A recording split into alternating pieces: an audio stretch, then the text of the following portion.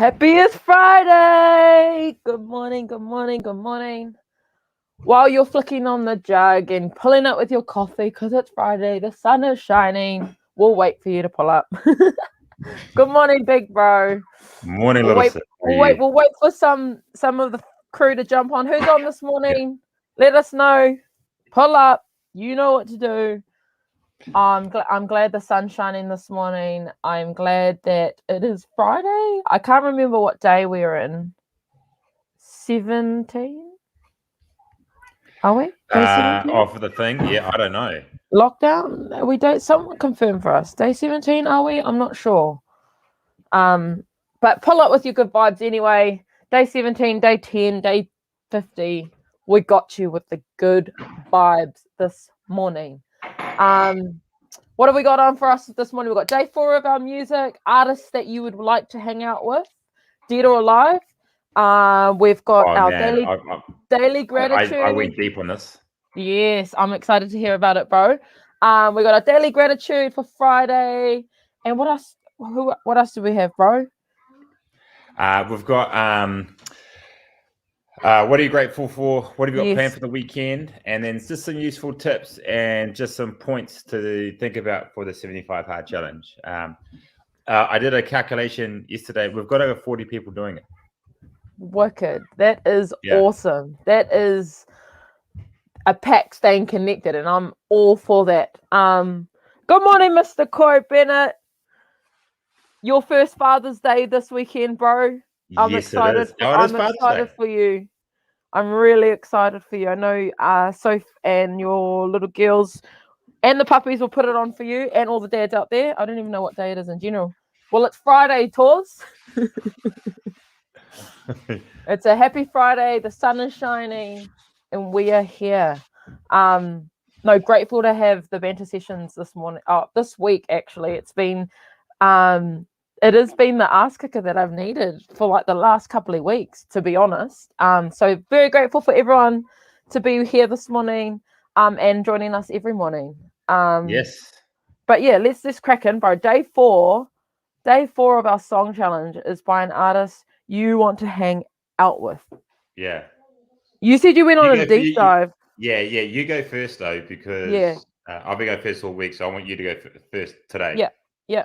So my artist, I would like to have like a table or like an open mic setting. That's kind of how, and I would prefer to have lots of artists come through. But if I had to choose one, it would probably be like Lauryn Hill. She's super political, but I feel like in an open setting, I reckon she would just have wisdom bombs when she's singing and just in conversation. I think she's super underrated and has been, she's the queen of the 90s for me. But that's who I would choose, Lauryn Hill. Who would you choose, bro? The Miseducation of Lauryn Hill is by far one of the top 5 albums of all time. Ever, right? If you don't know it, you need to listen to it. It's definitely unbelievable. Yeah. Here we go. Let's see if you got it. Oh, hang on. Wait, sorry. Gosh. Technology. Gosh dang it. Technical issues. Here we go. All right. Oh, man. I cannot work my phone today. That's all right.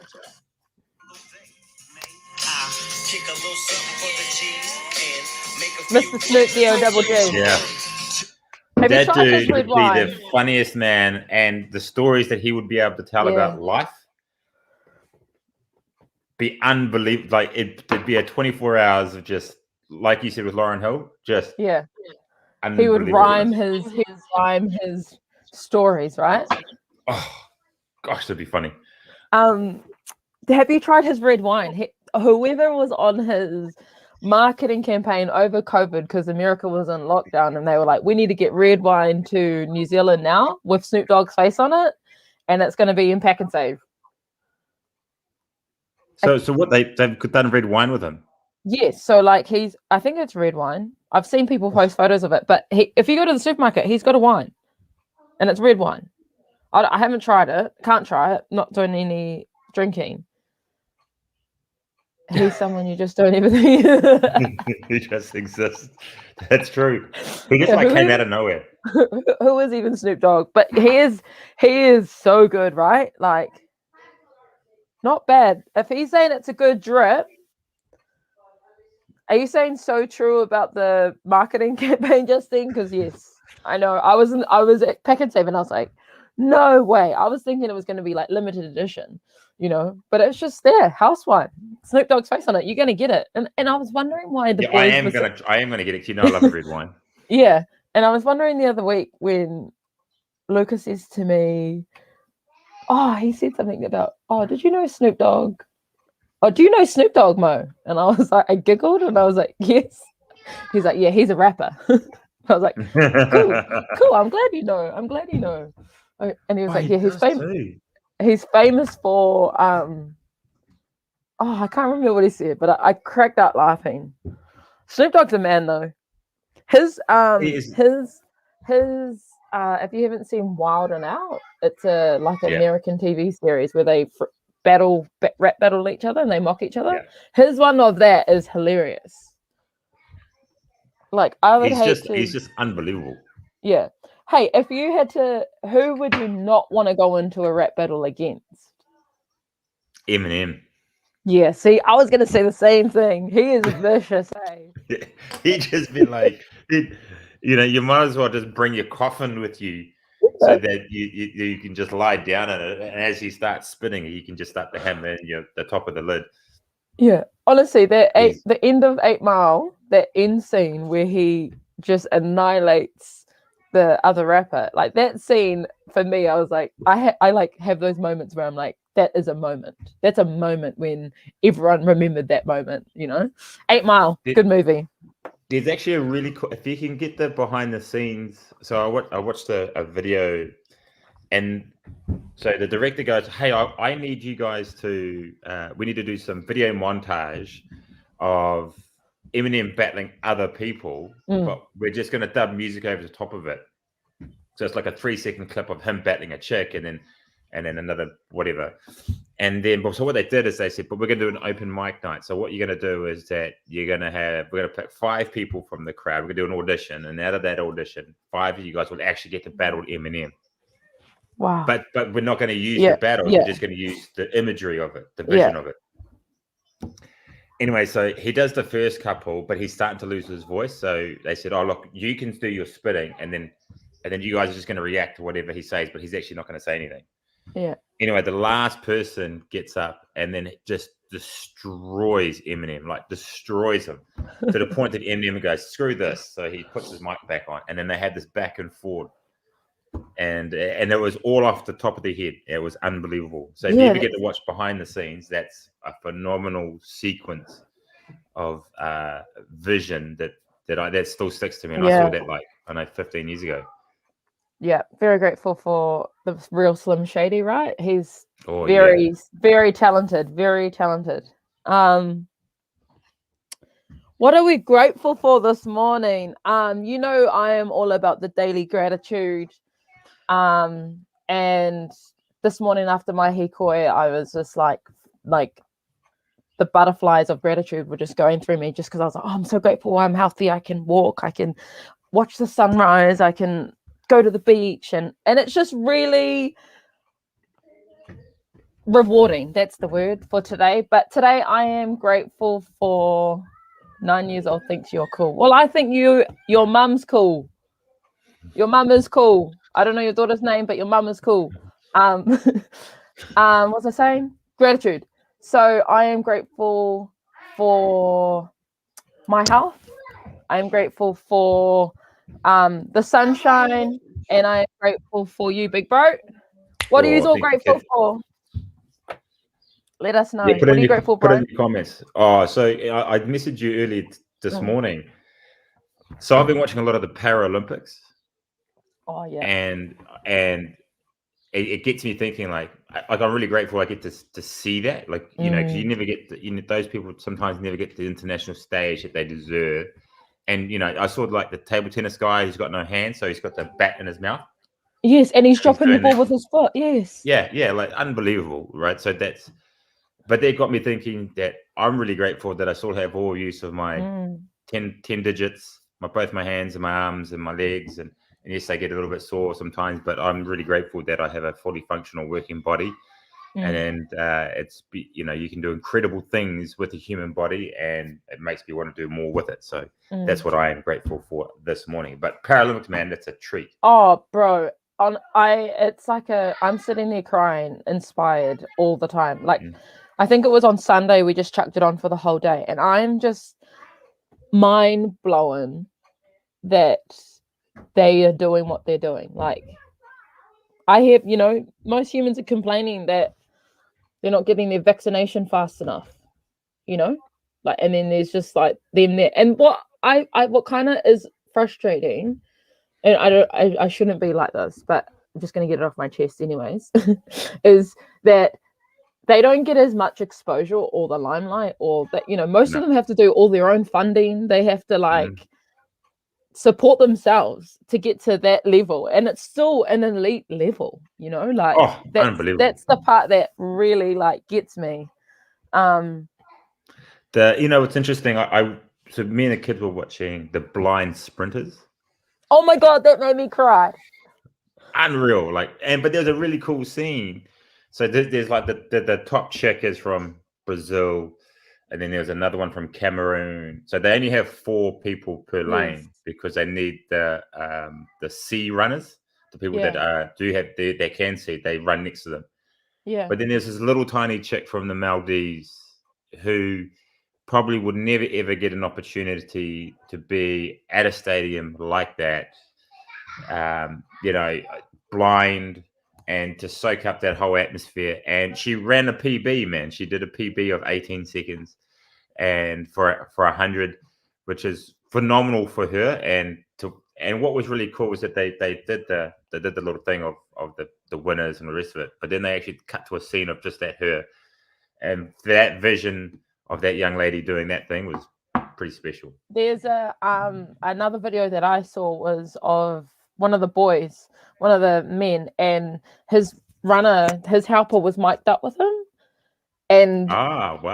I want to cry now because I want to see if I can share it. But he's like, bro, you've got this. And you can see him in the mid sprint just being like, you've got this. And the bloke, it's one of those moments. Look, it's tearing me up.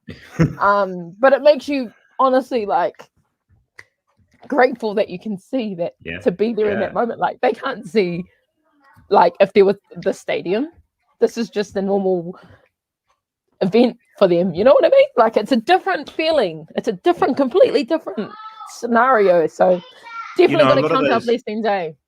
A lot of those athletes will be used to going to little local, say, competitions in their home places where it's you just rock up, you do a little warm up, and then you kind of, do your 1 or 2 events, and then that's it. But when you go to the Olympics, there's a full-on warm-up station at the other side. There's turnstiles, there's a protocol that you go through, and they'll actually get this feeling of this is what Usain Bolt does. This is what the Jamaican sprinters do. This is what Sherry-Ann Pierce. They all get to experience something that they never get to have the opportunity. Yeah. Which is super dope, and that's what buzzes me out. So I was watching the discus throwers. Yeah. Unreal. It is actually amazing. I just want to see if I can. Did that come up or no? No. I might not. Is it? Can you see that? Oh yeah, here it is. Can you hear anything?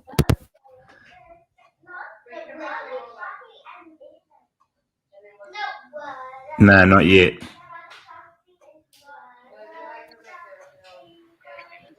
Oh yeah, just a little bit now. Oh yeah, yeah. It's only a minute.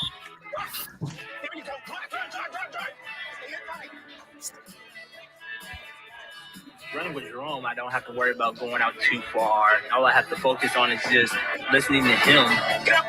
Nice. Arm action should be exact. We should be hitting the ground at the same time. This time, Sarah White, ground gets away very, very well. Fastest blind man. it should look like one person.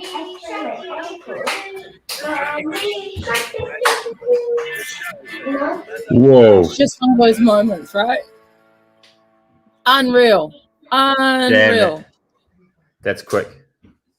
Yeah, and like, oh, I just imagine being the guy that can see. Like how much gratitude he would feel. Yeah. Because he can see, you know, like, and well, what buzzes me it, right? like hey, that guy could compete. That guy that's running with the blind guy, if he's that fast, right? Yeah, 100%. But that's the thing is that it's they're like he says, isn't it? We should be hitting the ground exactly the same time. We should be looking like one person. So they probably feel just as invested as the blind athlete because they're actually working as two parts of a. I kind of think of if you think of that movie Pacific Rim when they need two hemispheres of the brain to work simultaneously to create one movement. Boom. Deep for Friday, but I hope you can all feel those feels because we're all very lucky. What have you got planned for the weekend, big bro? Yard work. Hopefully it's a good day for it. And you know what? It's meant to be really good. Father's Day. Yeah, it is Father's Day as far as no, it's yard work for me. I did a lot of it yesterday, and then I'll just continue on with it today and tomorrow and Sunday. So, and obviously go walking and I think that's going to be runs and stuff. I think that's going to be us this weekend is just being present. I think not that I know, but I think just at day 17, I think it's just getting like a little bit more hectic now. So I think just being present. Hopefully the sun's shining for all of us. Definitely carry on with the 75. Yeah. And yeah. So I wanted to touch a little bit on the 75 because we've got so many people doing it now, which is unbelievable. And like with most things, we all start off with a hiss and a roar. So we're in it, we get into it and all the rest of it. And usually about the first 10 days will be pretty good. And then it's after that, it starts to get a little bit, I might miss a day or whatever. And that's really understandable. 90% of people will go through scenarios such as that. So if you do feel like that's going to happen soon, don't worry, that's expected. That's the idea of the concept of the challenge is to work over those mental barriers so that you can continually do those daily tasks to get you to the end result, which is to finish and to be a better person by the end of it. So that's the goal. So little tips that I wanted to talk about it because yesterday Auntie Mo talked about, I needed to get a daily routine because my routine was all out and I had to go for my hikoi at night because I hadn't done it. But now she's created a routine that she should be able to stick to. And obviously that'll be mitigated by daily occurrences in her life that might change a little bit here and there. But 80% of it will be pretty good. So the biggest thing when it comes to that is now once you've got these plans in place that you want to do, you want to now insert it into your life. So you create a daily schedule. And a daily schedule doesn't change too much, right? So, you might get up, okay, I'm going to read a little bit in the morning and read a little bit at night. I'm going to make sure I do my banking first thing in the morning. I'm just going to log every time I eat, and that creates those routines. So try and find a schedule that works best for you. And that might take you 4 or 5 goes before you get it right. Don't expect to get it right off the start. And I think one thing to be aware of at this time as well is that because of the level 4, it's like for me, I need to be aware because I'm planning everything around this level 4.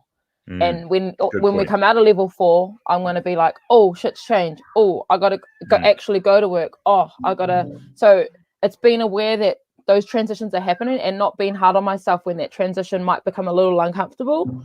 But still being aware, and still being aware that when it is getting uncomfortable, like you just said, it's just changing the routine. Or what do we need to adjust? It's just making those adjustments as you can. Like, for me anyway, that's something that I've got to be mindful of. Otherwise, it does become that fight with yourself. And for me, it's not going into that internal and having that battle. It's embracing the battle with my internal, if that makes sense.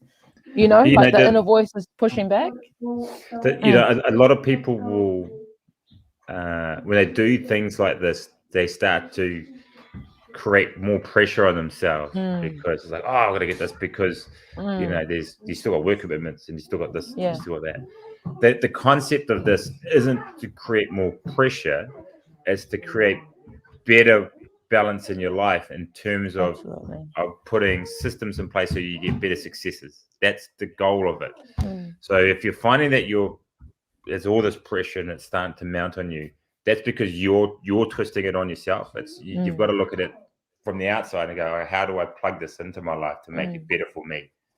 Right. And it might even be that what you've decided actually is probably not what's great for you, which is a great learning to have. Yeah. And that's something that you have to learn. It's not until you've actually gone through it and you're going, actually, this is, I'm beating myself up for this. No, don't do that. Like, actually accept it. And do you know what? Part of accepting it isn't that you failed, but you didn't, you may have broken it, but you have to start again. But that's okay, because as long as you've taken the learning from that part and then you start again and look and change what you needed to change, it will all make the difference. And it is having that awareness. And sometimes, like on my walk this morning, I have conversations with myself about like, what's my daily reminder? And I wrote this down yesterday. My daily reminder to myself, not who I'm serving, you know, as a partner, as a friend, as a sister, not asking the questions of what am I doing for them. It's for me. What's my daily reminder? And this morning it was, my daily reminder is, don't expect so much from myself. What I expect from myself isn't what I should expect from everyone else around me. You know what I mean? And so that for me was a question that I had to process and understand and go, actually, if the boys want to do something a certain way, then be patient and understand it from that certain way. And so having those conversations that you can trigger those good flowing feels to come out of it. Do you know what I mean? That might sound really deep, but it's and it might sound wishy-washy, but I think it works for me. And again, life is just about learning. And there's a really popular saying called be all things to all oh damn, it just was on top of my head. I will find it for you. Yes, right, please. So but the concept is that you got to understand where people are coming from different people see things differently to you, right? So how Auntie Mo sees things is different to how Chief sees things, to how Carly sees things, to Levi, whatever. So but it's understanding how you can bridge that so that you can both be on the same wavelength. It is totally good to have different opinions. It is totally good to see things differently, but you understand and respect how be all things to all people. That's the same. Damn, Jesus, my head. All right, and that's essentially what we're trying to do, right? When you kind of look for another level down, is that we're trying to create better awareness of how everyone works and lives, and you had the way you live and see things is different to how others. And a good example is that in some of the challenges that people have sent me, some are really physical. So they're like, you know, there's obviously like the athlete type sort of person that have got all these particular goals. But then there are some people that have really, you know, for me, I'm like, that's my day-to-day activity. But for them, just doing something like that is really unique and simple as getting up, you know, before, you know, say 7 o'clock. To them is a huge thing. So it's really cool to see. And I think once those people that have put those, like for me, the journaling for me is an example of that doesn't happen often, but the feeling that I felt that I've been feeling the last 2 days since doing it is epic. I don't know. It's like what you just said. It's like, it's not your everyday, but now that I'm making it my everyday, I even after 2 days, I can see the rewards from it. Cool. And so, and we got this team to all the 40 or who else that ever wants to jump on you. It's not too late. You can start whenever you want. It's up to you. And like we've just been talking, be kind to yourself. This is about you, not anyone else, or, you know, so don't push yourself too hard, but be kind and enjoy the ride of it. That was it, the journey of it. Okay, where's my quote book? Just real quick. We have 469 kilometers to go for the for the Go challenge. the distance. To go the distance. And if I worked it out, if everyone did 7 Ks in the next 2 days, each person in our group, we will knock that off. 7 Ks team. That's Saturday, Sunday, Hikoi with the kids. And today. Put that in and we'll get it done. Yeah. I think Corey wants to nominate himself next year for the 24-hour runner as. Actually, he sent me a really interesting thing. A guy ran 24 hours and he has the most distance completed in 24 hours. And it was 300 and something kilometers. Yeah, down. I'm going to bring it up. So this dude, where is it? Here we go. A guy from Lithuania, Sanya Sorokin, just broke the mythical world record of 24 hours running with 309.4 kilometers, a mind-blowing average of 4.39 minute Ks. Sorry, wow. I forgot that. No, I dropped myself off. I was supposed to get the book. So what was that? The guy was. He ran 309.4 kilometers in 24 hours, and he did 4 minute 39 Ks. So what I did my 6 Ks in, and that's the pace that he ran for 24 hours. Wow. Is he a Kenyan? No, he's a white dude from Lithuania. Wow. 309 in 1 hour and 1 day. In 24 hours. Wow, his body would have been shot. It's buzzy, man. That's so fast. That is so quick. All right, quote of the day for our Friday. Let's go. Let's go this one. 137. Yes. Vicky just said it. That surely isn't good for you. Ned is drinking 24 bottles of cans of Powers, Vic, but you know. Anyways, Friday quote of the day is: in 1 minute you can change your attitude, and in that minute you can change your entire day.